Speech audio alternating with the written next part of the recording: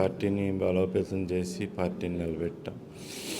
అట్లాగే అపోజిషన్ గవర్నమెంట్లో బాగా పనిచేసాం, పార్టీని నిలబెట్టాం. రూలింగ్ గవర్నమెంట్లో కష్టపడి నిజాయితీగా అభివృద్ధి సంక్షేమాన్ని అందించాం. నియోజకవర్గాన్ని సంపన్నురాలతో కూడా తీర్చిదిద్దాం. ఇప్పుడు 2019లో కూడా పార్టీని నమ్ముకొని పార్టీ ఆదేశించిందని మన స్థానాన్ని వదిలి వెళ్ళాం.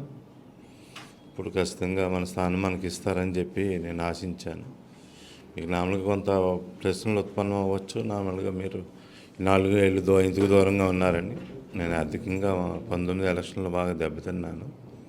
ఇప్పుడు నిలదొక్కుని నా సీట్ నాకు ఇమ్మని అడిగాను, వాళ్ళు కన్సిడర్ చేయలేదు. నియోజకవర్గ ప్రజలందరూ కూడా నన్ను కోరుకుంటున్నారు. ఖచ్చితంగా నియోజకవర్గ ప్రజల అభిష్టం మేరకు ప్రజాక్షేత్రంలో ఉంటాను.